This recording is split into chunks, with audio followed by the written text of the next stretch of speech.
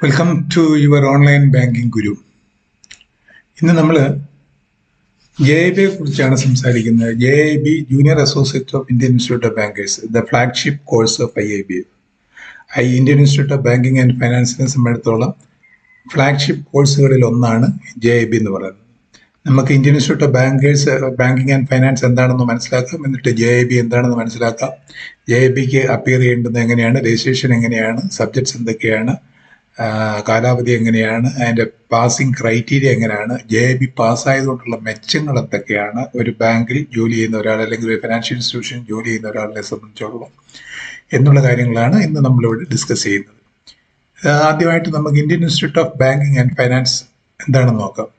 Basically knowledge without practice is useless. Practice ചെയ്യാതെ അറിവ് കിട്ടിയത് കൊണ്ട് യാതൊരു പ്രയോജനമില്ല, അത് യൂസ്ലെസ് ആണ്.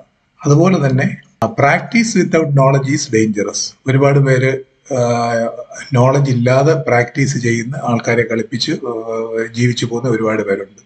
അതുകൊണ്ട് തന്നെ ഇത് knowledge without practice is useless, practice without knowledge is dangerous. Indian institute of banking and finance സംബന്ധിച്ചിടത്തോളം എസ്റ്റാബ്ലിഷ്ഡ് ഇൻ 1928, 1928 ഒരു കമ്പനിയായിട്ട് സെക്ഷൻ 26 ഇന്ത്യൻ കമ്പനീസ് ആക്ട് 1913 അനുസരിച്ച് രജിസ്റ്റർ ചെയ്യപ്പെട്ടിട്ടുള്ള ഒരു കമ്പനി ആണ് ഇത് Indian institute of banking and finance. ഇതിന്റെ ആദ്യകാലങ്ങളിലെ പേര് the Indian institute of bankers എന്നായിരുന്നു. ഇത് ബാങ്ക്സിന്റെ ഒരു പ്രൊഫഷണൽ ബോഡിയാണ്. Banks, financial institutions and their employees in India, ഇവരെല്ലാവരും കൂടെ ചേർന്നിട്ടുള്ള ഒരു പ്രൊഫഷണൽ ബോഡിയാണ് ഇന്ത്യൻ ഇൻസ്റ്റിറ്റ്യൂട്ട് ഓഫ് ബാങ്കേഴ്സ് എന്ന് ആദ്യം അറിഞ്ഞിരുന്ന, ഇപ്പോൾ Indian institute of banking and finance എന്നറിയപ്പെടുന്ന സ്ഥാപനം. ഇതിന്റെ റേഞ്ച് ഓഫ് ആക്ടിവിറ്റീസ് എന്തൊക്കെയാണെന്ന് നമുക്ക് നോക്കാം. ഒന്ന്, പ്രധാനമായിട്ടും എഡ്യൂക്കേഷൻ ആണ്. രണ്ടാമത് സർട്ടിഫിക്കേഷൻ ഒരുപാട് സർട്ടിഫിക്കറ്റ് കോഴ്സസ് നടത്തുന്നുണ്ട്.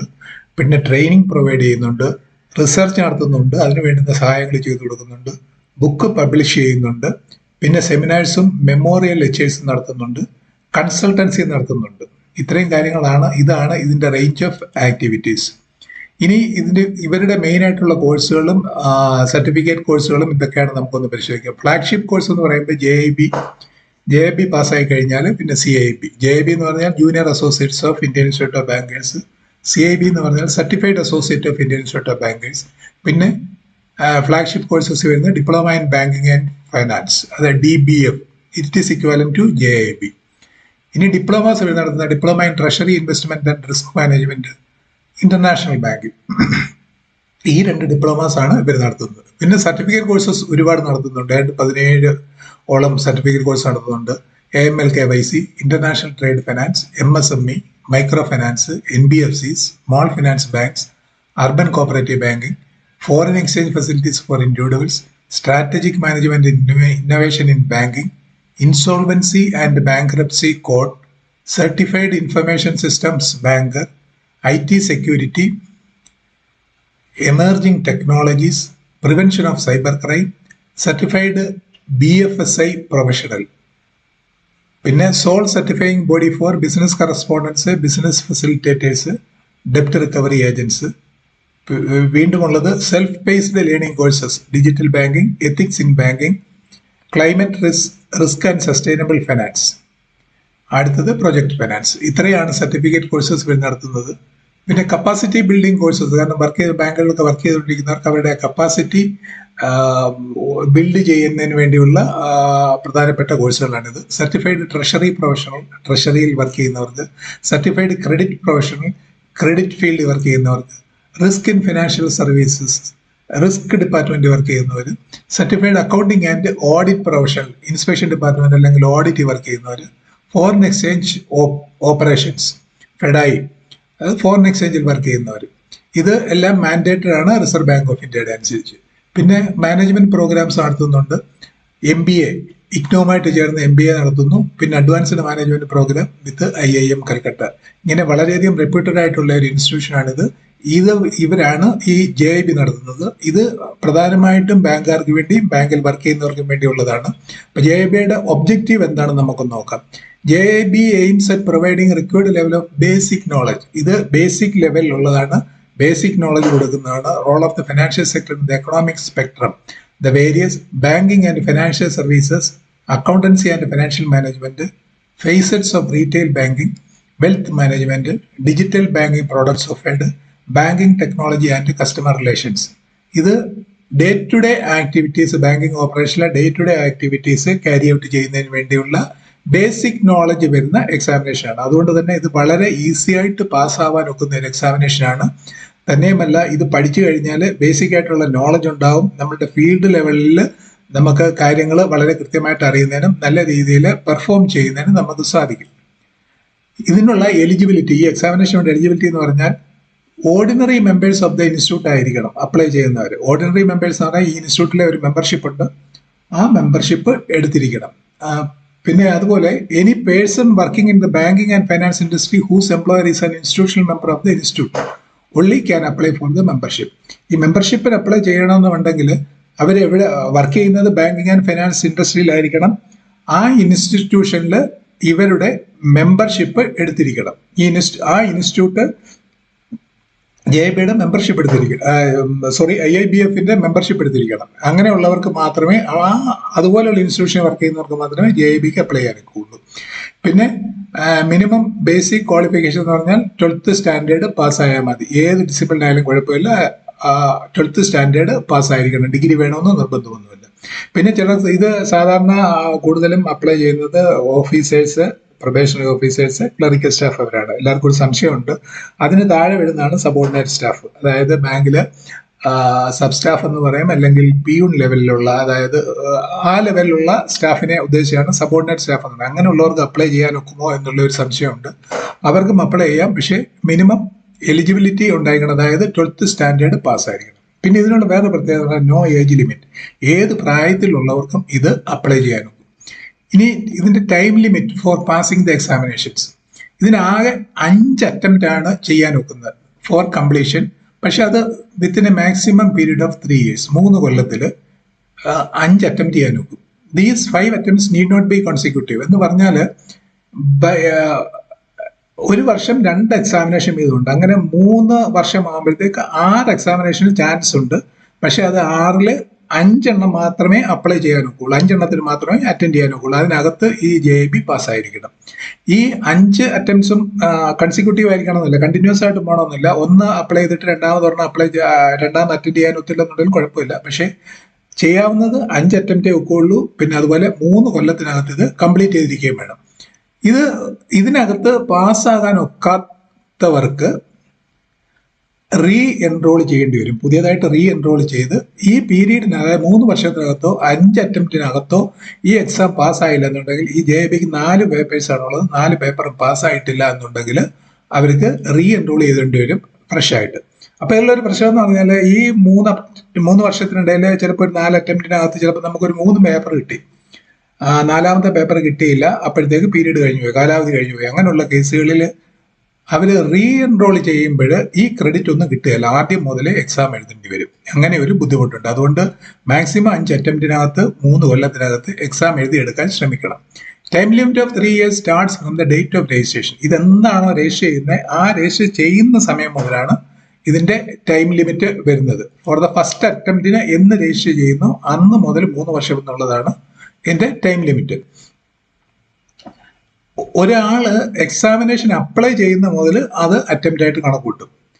എക്സാമിനേഷന് അപ്പിയർ ചെയ്യുന്നതല്ല, എക്സാമിനേഷൻ ആപ്ലിക്കേഷൻ കൊടുത്തു കഴിഞ്ഞാൽ, അപ്ലൈ ചെയ്തു കഴിഞ്ഞാൽ അതൊരു അറ്റംപ്റ്റ് ആയിട്ട് കണക്കൂട്ടും. അവര് എക്സാമിനേഷൻ അപ്പിയർ ചെയ്തോ ഇല്ലയോ എന്നുള്ളത് ഒരു പ്രശ്നമല്ല. അതായത് ചുരുക്കി പറഞ്ഞാൽ, a candidate will be eligible to apply for any 5 examinations out of the 6 examination.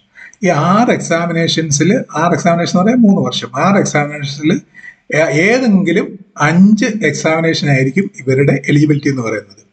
If A candidate hours all 5 attempts before completion of 3 years, അതായത് അറ്റ് സ്ട്രെച്ചിൽ 5 അറ്റംപ്റ്റ് ചെയ്യുകയാണെന്നുണ്ടെങ്കിൽ അപ്പൊ 2.5 വർഷം കൊണ്ട് തീരും. അതിനകത്ത് പാസ്സായില്ലെന്നുണ്ടെങ്കിൽ രണ്ടാമത് പിന്നെ റീ എൻറോൾ ചെയ്യാം. ഇത് 3 കൊല്ലം തീരുന്നിടം വരെ വെയിറ്റ് ചെയ്യേണ്ടതെന്നാണ് പറയുന്നത്. അഥവാ if the 3 years period is over, 5 attempt ചെയ്തില്ല, പക്ഷെ 3 കൊല്ലം കഴിഞ്ഞ്, ഞാൻ 2 അറ്റംപ്റ്റ് മാത്രമേ ചെയ്തുള്ളൂ, പിന്നെ 2 അപ്ലൈ ചെയ്തില്ല, അങ്ങനെ വന്നപ്പോഴത്തേക്ക് 3 വർഷം കഴിഞ്ഞു പോയി എന്നുണ്ടെങ്കിൽ അവർക്കും റീ എൻറോൾ ചെയ്യേണ്ടി വരും. പിന്നെ അതുപോലെ ഒരിക്കൽ രജിസ്റ്റർ ചെയ്ത് കഴിഞ്ഞാൽ അതൊരു 3 വർഷത്തേക്കുള്ള ഒരു കണ്ടിന്യൂസ് പ്രോസസ് അല്ല, ഓരോ അറ്റംപ്റ്റിനും ഫ്രഷ് ആയിട്ട് രജിസ്റ്റർ ചെയ്തിരിക്കണം എന്നൊരു കണ്ടീഷനുണ്ട്. ഇനി ഇതിന്റെ passing criteria, minimum marks four pass in the subject is 50 out of 100. 100 മാർക്കിന്റെ ആണ് ക്വസ്റ്റ്യൻ ഉള്ളത്. അതിൽ 50 മാർക്ക് കിട്ടുന്നവരാണ് പാസ്സായതായിട്ട് വരുന്നത്. പിന്നെ ഇതിനുള്ള വേറൊരെണ്ണം എന്ന് പറഞ്ഞാൽ, ഒരാള് നാല് പേപ്പർ ഉണ്ടെന്ന് പറഞ്ഞു, ഒരു പേപ്പറിന് 45 കിട്ടിയുള്ളൂ, പക്ഷെ ബാക്കി പേപ്പറിന് 50 മുകളിലുണ്ടെന്നുണ്ടെങ്കിൽ അങ്ങനെയുള്ളവർക്ക് ഒരു കണ്ടീഷൻ ഉണ്ട്. അതായത് ഏതെങ്കിലും ഒരു പേപ്പറിന് മിനിമം 45 കിട്ടിയിട്ടുണ്ടെങ്കിൽ അഗ്രിഗേറ്റ് കൂട്ടുമ്പോൾ 50%, അതായത് മൊത്തം 4 പേപ്പറിനൂടെ 200 മാർക്കുണ്ട്. 45 മുതൽ മുകളിലേക്ക് എത്ര മാർക്ക് വാങ്ങിച്ചാലും മൊത്തം കൂട്ടുമ്പോൾ 200 മാർക്ക് വരിക എന്നുണ്ടെങ്കിൽ അവർ പാസ്സായ സിംഗിൾ അറ്റംപ്റ്റ് ആണ്, അവർ പാസ്സായതായിട്ട് കണക്ക് കൂട്ടും. പിന്നെ അതുപോലെ ആദ്യത്തേതിന് 2 പേപ്പറോ 3 പേപ്പറോ ആയിട്ട് എഴുതാം, പിന്നെ ബാക്കിയുള്ളത് പിന്നെയായിട്ട് എഴുതാം. ഇതിപ്പോൾ 2 പേപ്പർ എഴുതി ഒരു പേപ്പർ കിട്ടിക്കഴിഞ്ഞാൽ ആ പേപ്പർ പിന്നീട് അടുത്ത പ്രാവശ്യം എഴുതുമ്പോൾ ആ പേപ്പർ എഴുതേണ്ട ആവശ്യമില്ല, അത് റീറ്റെയിൻ ചെയ്യും. അത് പക്ഷേ ഒരു 5 അറ്റംപ്റ്റ് അല്ലെങ്കിൽ 3 വർഷത്തിനകത്ത് ബാക്കിയുള്ള പേപ്പർ ക്ലിയർ ചെയ്തിരിക്കണം, എങ്കിൽ മാത്രമേ അത് ക്യാരി ഫോർവേഡ് ചെയ്യാൻ ഒക്കുള്ളൂ. അതായത് candidates will be allowed to retain credits for a subject they have passed in an attempt till the expiry of the time. ഈ ടൈം ലിമിറ്റ് എക്സ്പയർഡ് ആകുന്നിടം വരെ അവർക്ക് റീറ്റെയിൻ ചെയ്യാൻ ഒക്കും പാസ്സായിരിക്കുന്ന സബ്ജക്റ്റ്. ഇനി മീഡിയം ഓഫ് എക്സാമിനേഷൻ, മീഡിയം ഒന്നിൽ ഹിന്ദി എഴുതാം, ഇംഗ്ലീഷ് എഴുതാം, പക്ഷെ അത് ആദ്യം അപ്ലൈ ചെയ്യുന്ന സമയത്ത് തന്നെ ഏത് മീഡിയമാണ് ഉപയോഗിക്കുന്നത് എന്നുള്ളത് കൃത്യമായിട്ട് ആപ്ലിക്കേഷനിൽ കാണിച്ചിരിക്കണം. No change of medium will be allowed at a later stage. പിന്നീട് മീഡിയം മാറ്റണമെന്ന് പറഞ്ഞാൽ ബുദ്ധിമുട്ടായിരിക്കും. ഇനി പാറ്റേൺ ഓഫ് എക്സാമിനേഷൻ, ആദ്യമേ പറഞ്ഞു 100 ഒബ്ജക്റ്റീവ് ടൈപ്പ് ക്വസ്റ്റ്യൻസ് ആണ്, 100 ക്വസ്റ്റ്യൻസ് ഉണ്ടാവും. മൾട്ടിപ്പിൾ ചോയ്സ് MCQ ആണ് ഫോർ 100 മാർക്സ്. 100 മാർക്ക് 100 ചോദ്യം, objective type multiple choice questions ആണ്. പക്ഷേ ഇത് മാറി മാറി വരാം, ഇൻസ്റ്റിറ്റ്യൂട്ട് തീരുമാനിക്കുന്ന അനുസരിച്ച് ഓരോ സബ്ജക്റ്റിനും എങ്ങനെയാണെങ്കിലും വരാം. പക്ഷേ ഇപ്പോൾ കണ്ടുവരുന്ന ഒരു സ്റ്റാൻഡേർഡ് എന്ന് പറഞ്ഞാൽ 1/2 മാർക്ക് വീതമുള്ള 50 ചോദ്യമുണ്ട്, അത് 25 മാർക്കിന്റെ. 1 മാർക്ക് വീതമുള്ള 25 ചോദ്യമുണ്ട്, അത് 25 മാർക്ക്. 2 മാർക്ക് വീതമുള്ള 25 ചോദ്യമുണ്ട്, 50 മാർക്ക്. അങ്ങനെ മൊത്തം 100 ചോദ്യം, 100 മാർക്സ്.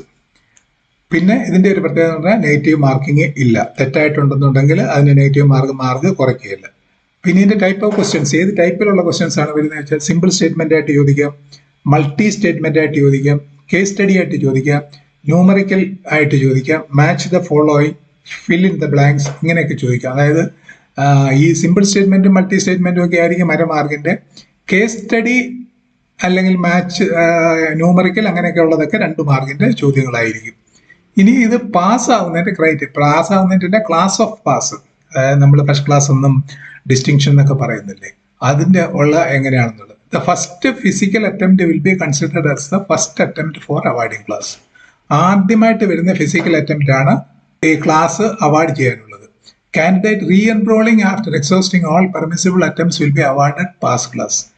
ഈ കാൻഡിഡേറ്റ് രണ്ടാമത് റീ എൻറോൾ ചെയ്ത് ഫ്രഷ് ആയിട്ട് റീ എൻറോൾ ചെയ്ത് വരുന്നവര് എത്ര മാർക്ക് വാങ്ങിച്ചാലും, അതായത് 70 മാർക്ക് 80 മാർക്ക് ഫസ്റ്റ് ക്ലാസ് തന്നെ അല്ലെങ്കിൽ ഡിസ്റ്റിങ്ഷന് വേണ്ടതിനേക്കാൾ കൂടുതൽ മാർക്ക് വാങ്ങിച്ചാലും അവർ പാസ്സായി എന്നുള്ള ഒരു ക്ലാസ്സിലേക്ക് മാത്രമേ വരുള്ളൂ.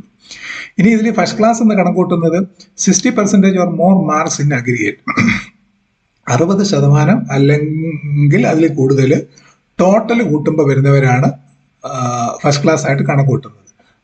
അതുപോലെ and pass in all the subjects in the first physical attempt, ആദ്യത്തെ അറ്റംപ്റ്റിൽ തന്നെ എല്ലാ സബ്ജക്റ്റും പാസ്സായിരിക്കണം. അഗ്രിഗേറ്റ് 60% മാർക്ക് ഉണ്ടായിരിക്കണം. അതായത് 1-2 പേപ്പർ 45 ആയാലും കുഴപ്പമില്ല, പക്ഷെ അഗ്രിഗേറ്റ് വരുമ്പോൾ 60% അത് കൂടുതലും ഉണ്ടെന്നുണ്ടെങ്കിൽ ഫസ്റ്റ് ക്ലാസ് ആയിരിക്കും. അതുപോലെ ഫസ്റ്റ് ക്ലാസ് വിത്ത് ഡിസ്റ്റിങ്ഷൻ എന്ന് പറഞ്ഞാൽ അഗ്രിഗേറ്റ് വരുമ്പോൾ 70% ഓർ മോർ ഉണ്ടായിരിക്കണം. അതുപോലെ 60 ഓർ മോർ മാർക്സിന് ഈച്ച് സബ്ജക്റ്റ്, ഓരോ സബ്ജക്റ്റിനും 60 അതിൽ കൂടുതലോ മാർക്ക് ഉണ്ടായിരിക്കണം. അഗ്രിഗേറ്റ് വരുമ്പോൾ 70% ഉണ്ടായിരിക്കണം. ഇത് ഫസ്റ്റ് ഫിസിക്കൽ അറ്റംപ്റ്റിൽ തന്നെ കിട്ടുകയാണെന്നുണ്ടെങ്കിൽ അത് ഫസ്റ്റ് ക്ലാസ് വിത്ത് ഡിസ്റ്റിങ്ഷൻ. പിന്നെ ഇത് രണ്ടും ഫുൾഫിൽ ചെയ്യാത്തവരെ പാസ് ക്ലാസ് എന്നുള്ള രീതിയിലാണ് കണക്കൂട്ടുന്നത്, പാസ്സായി എന്നുള്ള രീതിയിൽ. പിന്നെ മോഡ് ഓഫ് എക്സാമിനേഷൻ ഓൺലൈനാണ് എക്സാമിനേഷൻ നടത്തുന്നത്. ഡ്യൂറേഷൻ ഓഫ് ദ എക്സാമിനേഷൻ 2 മണിക്കൂറാണ്. ഈ 100 ചോദ്യം 2 മണിക്കൂർ കൊണ്ട് ചെയ്തു തീർക്കണം. പീരിയോഡിസിറ്റി നേരത്തെ പറഞ്ഞു ഹാഫ് ഇയർലി ബേസിസ് ആണ്. ഓൺ പ്രീ അനൗൺസ്ഡ് ഡേറ്റ്സ്, നേരത്തെ അനൗൺസ് ചെയ്യുന്ന ഡേറ്റുകളിൽ ഹാഫ് ഇയർലി ബേസിലാണ്. അതായത് ഒരു വർഷം 2 എക്സാം വരും. അങ്ങനെയാണ് 3 വർഷം 6 എക്സാം വരും എന്ന് പറഞ്ഞത്. അടുത്തത് ലിസ്റ്റ് ഓഫ് എക്സാമിനേഷൻ സെന്റേഴ്സ്. നമുക്ക് എവിടെയൊക്കെയാണ് സെന്റർ ഉള്ളതെന്ന് അറിയണമെന്നുണ്ടെങ്കിൽ ഇത് വെബ്സൈറ്റിൽ ചെക്ക് ചെയ്യാന്നുണ്ടെങ്കിൽ അറിയാൻ ഒക്കും. ഇനി എക്സാമിനേഷൻ ഫീ. എക്സാമിനേഷൻ ഫീ ഇന്ത്യയിൽ എക്സാം, അതുപോലെ വെളിയിലും ഇത് എക്സാം എഴുതാനുള്ള സൗകര്യങ്ങളുണ്ട്. പക്ഷെ ഇന്ത്യയിൽ എക്സാം എഴുതുന്നവർക്ക് ഫസ്റ്റ് അറ്റംപ്റ്റിന് 4000 രൂപ, സെക്കൻഡ് അറ്റംപ്റ്റ് ആണെന്നുണ്ടെങ്കിൽ 1300 രൂപ, തേർഡ് അറ്റംപ്റ്റ് ആണെന്നുണ്ടെങ്കിൽ 1300, ഫോർത്ത് അറ്റംപ്റ്റ് ആണെങ്കിലും 1300, ഫിഫ്ത്ത് അറ്റംപ്റ്റ് ആണെങ്കിലും 1300. അത് കഴിഞ്ഞ് പിന്നെ അറ്റൻഡ് ചെയ്യാനൊക്കെയല്ല, അതുകൊണ്ടാണ് അത് അവിടെ കൊണ്ട് നിർത്തിയത്. പിന്നെ ഇതിന്റെ കൺവീനിയൻസ് ചാർജും ടാക്സ് ആപ്ലിക്കബിൾ ആയിട്ടുള്ളതുണ്ട്. അപ്പൊ ഇതൊന്ന് റെഗുലേറ്റ് ചെയ്യാൻ വേണ്ടി, ഈ രജിസ്ട്രേഷൻ എക്സാമിനേഷനിലെ രജിസ്ട്രേഷൻ ഒന്ന് റെഗുലേറ്റ് ചെയ്യാൻ വേണ്ടി, കൂടുതൽ ആൾക്കാരെ എൻകറേജ് ചെയ്യാൻ വേണ്ടി ഇവര് ഒരു പുതിയ മോഡ് ഇട്ടിട്ടുണ്ട്. അതായത് regular examination fee only during the first week of registration. Registration open ചെയ്ത ഫസ്റ്റ് വീക്കിൽ റെഗുലർ എക്സാമിനേഷൻ ഫീ മാത്രമേ വാങ്ങിക്കുള്ളൂ. അതായത് 4000 1300 എത്രയാണെന്ന് പറഞ്ഞാൽ അത് മാത്രമേ വാങ്ങിക്കുള്ളൂ. Second and third week of രജിസ്ട്രേഷനിലാണെന്നുണ്ടെങ്കിൽ റെഗുലർ ഫീ പ്ലസ് 100. ഫോർത്ത് വീക്കിലാണെന്നുണ്ടെങ്കിൽ റെഗുലർ ഫീ പ്ലസ് 200. അപ്പൊ സംശയിച്ച് നിൽക്കാതെ ആദ്യത്തെ ആഴ്ചയിൽ തന്നെ ഇത് രജിസ്റ്റർ ചെയ്യാന്നുണ്ടെങ്കിൽ പെനാൽറ്റി ഒന്നും വരികയില്ല. അത് റെഗുലർ ഫീസ് മാത്രം, എക്സാമിനേഷൻ ഫീസ് മാത്രം അടച്ചാൽ മതി. സെക്കൻഡോ തേർഡോ ആണെന്നുണ്ടെങ്കിൽ റെഗുലർ ഫീയുടെ കൂടെ 100 രൂപ അഡീഷണൽ അടയ്ക്കണം. ഫോർത്ത് വീക്ക് ആണെന്നുണ്ടെങ്കിലും റെഗുലർ എക്സാമിനേഷൻ ഫീയുടെ കൂടെ 200 രൂപ അടയ്ക്കണം. ഇത് ചില കേസുകളിൽ ഇതിന്റെ ലാസ്റ്റ് ഡേറ്റ് എക്സ്റ്റെൻഡ് ചെയ്യാറുണ്ട്. അങ്ങനെ വരുന്ന കേസുകളിൽ എക്സ്റ്റെൻഡഡ് ഡേറ്റ് വരെ റെഗുലർ ഫീസും 200 റുപ്പീസ് എത്രയാണെന്നുള്ളത് അടച്ചാൽ 200 റുപ്പീസ് അടച്ചാൽ മതി. ഇനി ഇതിന്റെ സിലബസ് നേരത്തെ പറഞ്ഞു 4 പേപ്പേഴ്സ് ആണുള്ളത്. Paper 1 Indian economy and Indian financial system, module എയില് Indian economic architecture, module B economic concepts related to banking, module C Indian financial architecture, module D financial products and services. അതായത് Indian economy and Indian financial സിസ്റ്റത്തെ കുറിച്ച് കൂടുതൽ അറിഞ്ഞിരിക്കാൻ വേണ്ടിയാണ് ഇതുള്ളത്. രണ്ടാമത്തെന്ന് പറഞ്ഞാൽ principles and practice of banking.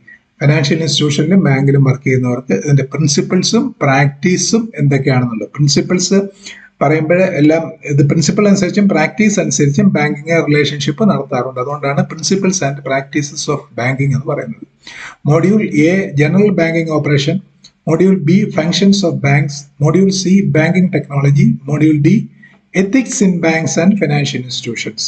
ഇത് പുതിയതായിട്ട് വന്നിട്ടുള്ള ഒരു സബ്ജക്റ്റ് ആണ്. എത്തിക്സ്, ബാങ്കിലെ എത്തിക്സ്, ബാങ്കിലും ഫിനാൻഷ്യൽ ഇൻസ്റ്റിറ്റ്യൂഷൻസും എത്തിക്സിന്റെ പ്രാധാന്യം.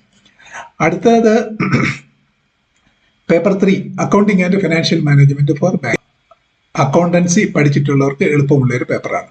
Module A accounting principles and process, module B financial statements and core banking systems, module C financial management, module D taxation and fundamentals of costing. അടുത്ത retail banking and wealth management. Module A retail banking, module B retail products and recovery, module C support services, marketing of banking services and products, module D wealth management. ഇങ്ങനെ മൊത്തം 4 പേപ്പറാണുള്ളത്. ആദ്യകാലങ്ങളിൽ JIBക്ക് 6 പേപ്പറാണ് ഉണ്ടായിരുന്നത്. അത് objective type ആയിരുന്നില്ല, എഴുതി SA പോലൊക്കെ എഴുതിയൊക്കെ ചെയ്യേണ്ടതായിരുന്നു. അന്ന് കുറെ കൂടെ ബുദ്ധിമുട്ടായിരുന്നു, ഇപ്പൊ കുറെ കൂടെ എളുപ്പമായിട്ടുണ്ട് സംഭവം. ഇനി മറ്റ് informations. No request for change of centre. Change of സെന്ററിന് സാധാരണ നോർമൽ കേസിൽ സമ്മതിക്കാറില്ല. പിന്നെ മറ്റ് ചില ബുദ്ധിമുട്ടുകളുണ്ട്, അല്ലെങ്കിൽ ആരുടെയും എന്തെങ്കിലും ചിലപ്പം ട്രാൻസ്ഫർ പ്രതീക്ഷിക്കാതെ ട്രാൻസ്ഫർ ഒന്ന് മാറ്റം വരുന്നുണ്ടെങ്കിൽ ചില കേസുകളിലൊക്കെ ടേക്കപ്പ് ചെയ്താൽ അവർ സമ്മതിക്കും. അഡ്മിറ്റ് ലെറ്റേഴ്സ് ബൈ പോസ്റ്റല്ല വരുന്നത്. അതിന്റെ വെന്യൂവും ടൈമും ഉള്ളത് നമുക്ക് സൈറ്റിൽ നിന്ന് ഡൗൺലോഡ് ചെയ്തെടുക്കാനൊക്കും. നമുക്കൊരു മെസ്സേജ് വരും, അതിന്റെ ലിങ്ക് കയറി എന്നുണ്ടെങ്കിൽ നമുക്കത് ഡൗൺലോഡ് ചെയ്യാനൊക്കും. പിന്നെ mobile phone, other electronics, smart gadgets, ഇതൊന്നും എക്സാമിനേഷൻ ഹാളിൽ പെർമിറ്റഡ് അല്ല. പിന്നെ കാൻഡിഡേറ്റ്സിന് ബാറ്ററി ഓപ്പറേറ്റ് ചെയ്തിട്ടുള്ള പോർട്ടബിൾ കാൽക്കുലേറ്റർ ഉപയോഗിക്കാറുണ്ട്. അപ്പം ഗുണിച്ചും ഹരിച്ചും ഒക്കെ സമയം കളയേണ്ടി വരത്തില്ല. പെട്ടെന്ന് തന്നെ ചെയ്യുന്നതിന് വേണ്ടി കാൽക്കുലേറ്റർ ഉപയോഗിക്കാൻ സാധിക്കും. പക്ഷേ scientific calculator is not allowed. ഇനി ഇതിന്റെ ബെനിഫിറ്റ്സ് എന്ന് പറയാൻ കാര്യം എന്ന് പറഞ്ഞാൽ, ഒരുപാട് ബാങ്കിലൊക്കെ ജോലി ചെയ്യുന്നവർ ഇതിന് ഒരു ഇമ്പോർട്ടൻസും കൊടുക്കാറില്ല. ശരിക്കും ഇതിന്റെ 5 P's എന്തൊക്കെ ആണ് എന്നുള്ളത് ഞാൻ പറയാം. ഒന്ന്, പെർക്സ്. JIB പാസ്സായവർക്ക് 1 ഇൻക്രിമെന്റ് കിട്ടും, CIB പാസ്സായാൽ 2 ഇൻക്രിമെന്റ് കിട്ടും. 2 ഇൻക്രിമെന്റ് എന്ന് പറയുമ്പം ബേസിക് പേ ഉണ്ടാവും, DA ഉണ്ടാവും. പിന്നെ ഇത് തീർന്നു കഴിഞ്ഞാൽ, അത് സ്കെയിൽ ഓഫ് പേയില് തീർന്നു കഴിഞ്ഞാൽ 20 വർഷത്തേക്കാണ് സാധാരണ സ്കെയിൽ ഓഫ് പേ. അത് കഴിഞ്ഞു വരുന്നവർക്ക് പ്രൊഫഷണൽ ക്വാളിഫിക്കേഷൻ അലവൻസ് എന്നും പറഞ്ഞ് JIBയുടെയും CIBയുടെയും കൂടെ ക്വാളിഫിക്കേഷൻ അലവൻസും കിട്ടാറുണ്ട്. അപ്പം ഫിനാൻഷ്യലി നല്ല ബെനിഫിറ്റ് ഉണ്ട്. നല്ല ഇത് പെട്ടെന്ന് പാസ്സാവാൻ ഒക്കുന്ന എക്സാമാണ്, വലിയ ബുദ്ധിമുട്ടൊന്നുമില്ല. സ്വല്പം ടൈം ഒന്ന് ഇൻവെസ്റ്റ് ചെയ്യാന്നുണ്ടെങ്കിൽ ഈസി ആയിട്ട് പാസ്സായി പോകാറുള്ളൂ. പിന്നെ അതുപോലെ ഇത് പ്രൊമോഷന്, കരിയർ അഡ്വാൻസ്മെന്റിന് നല്ല സ്കോപ്പ് ഉണ്ട്, നല്ലപോലെ ഇത് പ്രയോജനപ്പെടുന്നതാണ്. കാരണം ബാങ്കിങ് CIB അല്ലെങ്കിൽ JIB എന്ന് പറഞ്ഞു കഴിഞ്ഞാൽ അതൊരു ക്രെഡിറ്റ് ആണ് ഒരു ബാങ്ക് എംപ്ലോയീസും നടത്തുന്നത്. പിന്നെ പ്രൊഫൈൽ ഒന്നുകൂടെ നല്ലതാവും. പ്രൊഫൈലിൽ JIB സാധാരണ ഏത് ഒരു ബാങ്ക് എംപ്ലോയിയുടെ അല്ലെങ്കിൽ ബാങ്ക് എക്സിക്യൂട്ടീവിന്റെ പ്രൊഫൈൽ നോക്കുമ്പോൾ സാധാരണ കാണാൻ നോക്കും CIB ഒരു ക്വാളിഫിക്കേഷനായിട്ട്. ഈ ക്വാളിഫിക്കേഷൻസിന്റെ കൂടെ ആഡ് ചെയ്യാൻ പറ്റിയ ഒരു ക്വാളിഫിക്കേഷനാണ് JIB അല്ലെങ്കിൽ CIB. പിന്നെ പ്രൊഫഷൻ നോളജ്, അതാണ് ഏറ്റവും ഇമ്പോർട്ടൻ്റ് ആയിട്ടുള്ളത്. എവിടെ നമ്മൾ വർക്ക് ചെയ്യുന്നു അവിടെ ഞാൻ ആദ്യം പറഞ്ഞതുപോലെ തന്നെ നോളജ് ഇല്ലാതെയുള്ള പ്രാക്ടീസ് എപ്പോഴും ഡേഞ്ചറസ് ആയിരിക്കും. അത് പേഴ്സണലായിട്ടും വരാം, അല്ല സമൂഹത്തിലും വരാം. നമ്മൾ വർക്ക് ചെയ്യുന്ന ഇൻസ്റ്റിറ്റ്യൂഷൻസും അത് ഡേഞ്ചറായിട്ട് സംഭവിക്കും. അതുകൊണ്ട് പ്രൊഫഷൻ നോളജ് ഉണ്ടായിരിക്കുന്നത് നല്ല കാര്യമാണ്. ഇതിനെക്കുറിച്ചുള്ള കാര്യങ്ങൾ ഡേ ടു ഡേ നമുക്ക് അപ്ഡേറ്റഡ് ആയിട്ടിരിക്കാനും. പിന്നെ ഇതൊരു പ്രസ്റ്റീജാണ്. JIB പാസ്സായി അല്ലെങ്കിൽ CIB പാസ്സായി എന്ന് പറഞ്ഞാൽ അതൊരു പ്രസ്റ്റീജിയസ് ആയിട്ടുള്ള ഒരു ക്വാളിഫിക്കേഷനാണ്. ഇതാണ് ഈ പറഞ്ഞ 5 P's. Henry Ford, the visionary industry once famously remark, anyone who stops learning is old. Learning നിർത്തുന്നവര് ഓൾഡായി വളരും, വെദർ അറ്റ് 20 or 80. 20-ലായാലും 80-ലായാലും ലേണിംഗ് നിർത്തി കഴിഞ്ഞാൽ വയസ്സായി പോകും. Anyone who keeps learning stays young. എപ്പോഴും പഠിച്ചുകൊണ്ടിരിക്കുന്നവർ വളരെ ചെറുപ്പമായിരിക്കും. പഠിത്തം എപ്പോഴും നിർത്തുന്നോ അവര് വയസ്സായതായിട്ടാണ് ലോകം കണക്കുകൂട്ടുന്നത്. അതുകൊണ്ട് തന്നെ JIB കഴിയുന്നതും എത്രയും പെട്ടെന്ന് എഴുതിയെടുക്കുക. വലിയ ബുദ്ധിമുട്ടൊന്നുമില്ല. സ്വല്പം സമയം ഇൻവെസ്റ്റ് ചെയ്യുക. നമ്മുടെ ഡേ ടു ഡേ ബാങ്കിങ് ആക്ടിവിറ്റീസിൽ ഉണ്ടാകാവുന്ന സബ്ജക്ട്സുകൾ മാത്രമേ ഉള്ളൂ. പിന്നെ തന്നെയല്ല, ഇത് മൾട്ടിപ്പിൾ ചോയ്സ് ക്വസ്റ്റ്യൻസ് ആണ്. അപ്പൊ എവിടെയെങ്കിലും നമുക്ക് കിട്ടും, എവിടെയെങ്കിലും എങ്ങനെയെങ്കിലും ഒക്കെ ഒന്ന് വായിച്ചു പോയിട്ടുള്ളതാണെന്നുണ്ടെങ്കിൽ 50 മാർക്ക് വായിക്കുന്ന വലിയ ബുദ്ധിമുട്ടൊന്നുമില്ല. ബാങ്കിൽ വർക്ക് ചെയ്യുന്നവരെ സംബന്ധിച്ചോളം, അതുപോലെ ബാങ്കിൽ ജോലി പ്രതീക്ഷിച്ചിരിക്കുന്നവർക്കും അല്ലെങ്കിൽ കയറണമെന്ന് താല്പര്യമുള്ളവർക്കുമാണെന്നുണ്ടെങ്കിൽ diploma in banking and finance അത് സെയിം തന്നെയാണ് JIB. ബാങ്കിൽ ജോലി ചെയ്യുന്നവർക്ക് അത് JIB എന്ന് പറയും, ബാങ്കിൽ ജോലി ചെയ്യാത്തവർക്ക് DBF എന്ന് പറയും, ഡിപ്ലോമ ഇൻ ബാങ്കിങ് ഫൈനാൻസ്. ഇത് വളരെ ഒരു അസറ്റ് ആയിരിക്കും. അതുകൊണ്ട് if you feel the contents are relevant, please like, comment, share. നിങ്ങളുടെ സുഹൃത്തുക്കൾ ആരെങ്കിലും ബാങ്കിൽ വർക്ക് ചെയ്യുന്നുണ്ടെങ്കിൽ അവർക്ക് ഇത് ഫോർവേഡ് ചെയ്ത് കൊടുക്കുക. അവരുടെ JIB എഴുതാൻ പറയുക. JIB എഴുതുന്നതിന് വേണ്ടുന്ന സഹായങ്ങൾ ഇൻസൈറ്റ് JIB ചെയ്തു കൊടുക്കുന്നുണ്ട്. എന്തെങ്കിലും ആവശ്യമുണ്ടെന്നുണ്ടെങ്കിൽ ഞങ്ങളുമായിട്ട് കോൺടാക്ട് ചെയ്യുക. ഇനി ഇതുമായിട്ട് എങ്ങനെ JIB എഴുതാം, എങ്ങനെ എളുപ്പത്തിൽ പാസ്സാകാം എന്നുള്ളതിനെ കുറിച്ചുള്ള അടുത്ത വീഡിയോ ഉടനെ വരുന്നുണ്ട്. അപ്പൊ ഇത് സബ്സ്ക്രൈബ് ചെയ്ത് വെക്കാമെന്നുണ്ടെങ്കിൽ നിങ്ങൾക്ക് അത് പെട്ടെന്ന് കിട്ടും. ഇത് പിന്നെ ഒരു കാര്യം ഓർക്കുക, ഇത് ഫ്രീ ഓൺലൈൻ ക്ലാസ്സസ് ഞങ്ങൾ പ്രൊവൈഡ് ചെയ്യുന്നുണ്ട്. ഈ ചാനൽ സബ്സ്ക്രൈബ് ചെയ്താൽ അതുകൊണ്ടുള്ളൊരു മെച്ചം ഉണ്ടാകും. ഇത് ശരിക്ക് a platform to help JIB aspirants, DBF students, commerce students, competitive examination, ഇതിനെല്ലാം ബാധകമായിട്ടുള്ള സബ്ജക്ട്സുമായിട്ടാണ് നമ്മൾ ഇതിലെ ക്ലാസ്സുകൾ വരുന്നത്. റെഗുലറായിട്ട് നമ്മൾ അപ്ലോഡ് ചെയ്യുന്നുണ്ട് ക്ലാസ്സുകൾ. അതുകൊണ്ട് താല്പര്യമുള്ളവർക്ക് ഇത് കാണാം. അതുപോലെ താല്പര്യമുള്ളവർക്ക് ഇത് ഫോർവേഡ് ചെയ്ത് കൊടുക്കുക. അവരോട് സബ്സ്ക്രൈബ് ചെയ്യാൻ പറയുക. Thank you.